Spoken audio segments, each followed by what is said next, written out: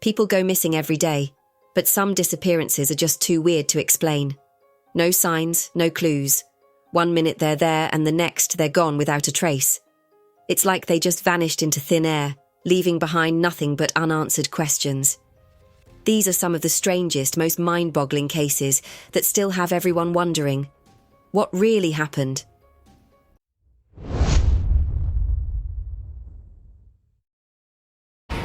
So breaking news to bring you now, and police Scotland have released a new CCTV image which confirms that the two missing sisters in Aberdeen made an early visit to a bridge where they were last seen.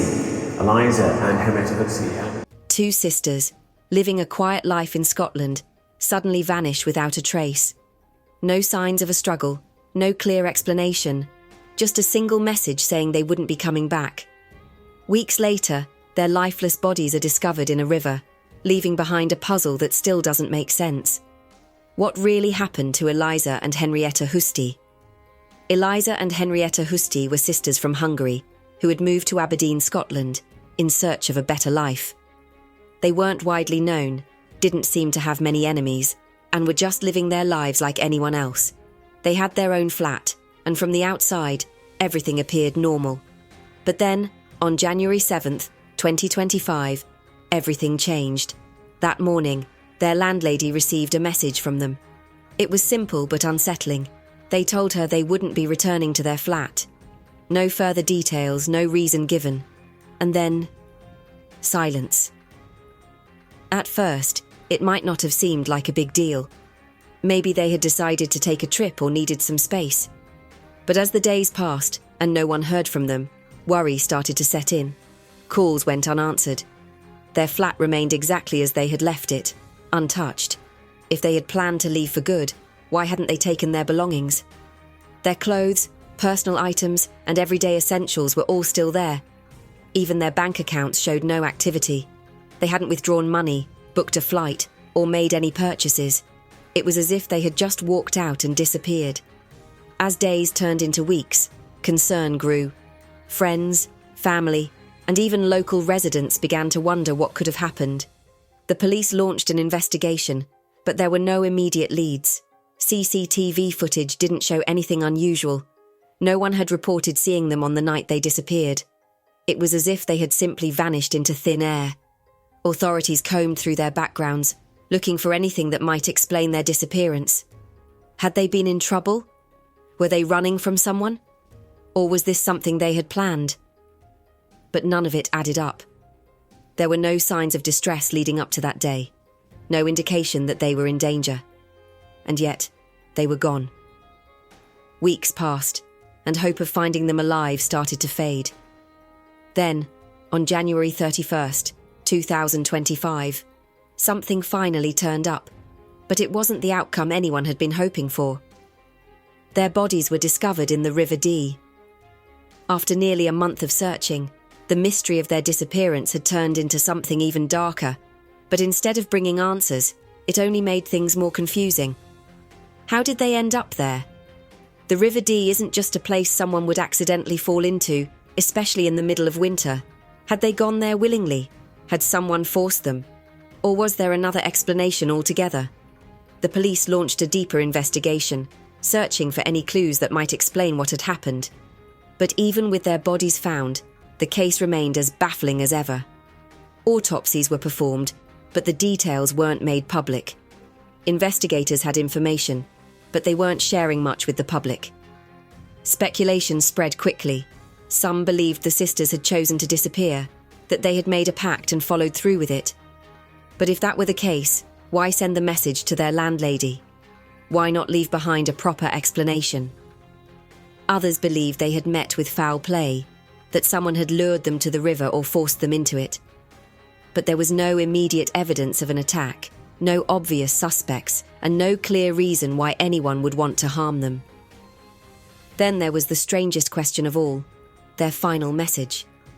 That text to their landlady was the last communication they ever sent.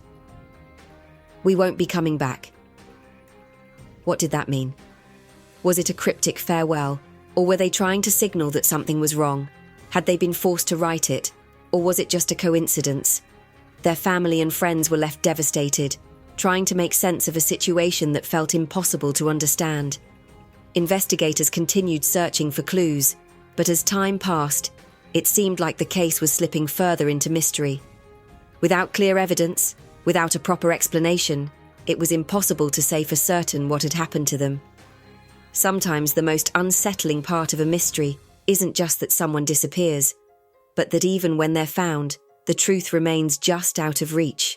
Eliza and Henrietta's case is unsettling, but at least their bodies were found. What if someone disappeared without any hint of where they went?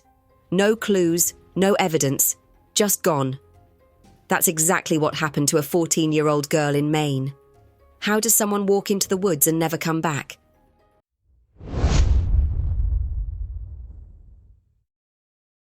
Have you seen this child? Her name is Stephanie Damron. The 14-year-old has been missing for weeks, and now there's a reward to help find her. NBC 10's Lauren. Stephanie Damron was just 14 years old, living in the quiet town of New Sweden, Maine. Life there was simple, predictable, the kind of place where nothing really happened. But on the evening of September 23rd, 2024, everything changed. It started with a small argument with her sister, nothing serious, just the kind of disagreement siblings have all the time. But instead of staying home and letting it pass, Stephanie decided to leave. She walked outside, heading straight into the woods near her house. No phone, no flashlight, no jacket. It wasn't even that late, just early evening. But she never came back. At first, her family wasn't too worried. Maybe she just needed space. Maybe she'd walk around for a bit, clear her head, and come back once she had calmed down. But as time passed and the sun started to set, that uneasy feeling crept in. Calls went unanswered. She hadn't come back. And by the time darkness fully set in, panic took over.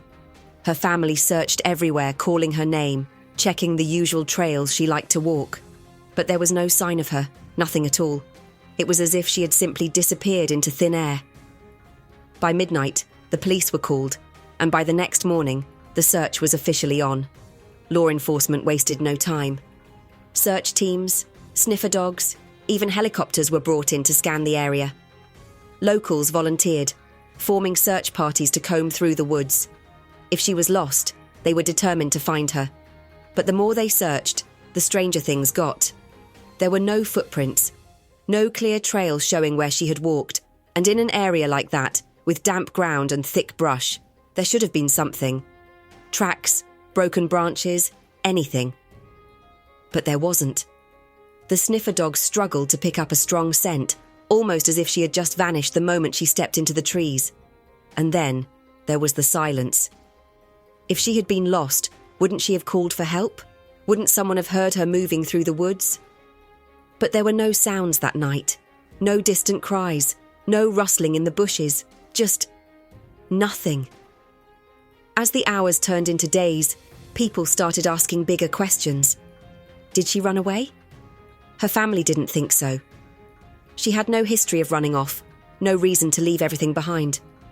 She didn't take money, extra clothes, or even her phone. If she had been planning to disappear, wouldn't she have taken something with her? Did she get lost?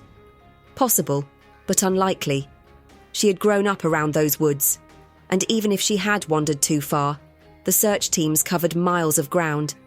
If she was out there, they should have found something. And then there was the theory that no one wanted to say out loud. Did someone take her? The idea was terrifying, but it couldn't be ignored. What if Stephanie wasn't alone when she walked into those woods? What if someone had been out there that night? And if that was the case, who was it? And why Stephanie? Months have now passed, and there are still no real answers. No new leads, no evidence, no confirmed sightings. Just a girl who walked into the trees and never came out. Her family is still searching, still hoping for any clue that might tell them what happened. But as time goes on, that hope starts to feel more like a haunting question. How does a 14-year-old girl just disappear without a trace? Some mysteries have clues. This one, just silence. Thanks for watching. Don't forget to like, subscribe, and stay tuned for more from Horrendous Horror.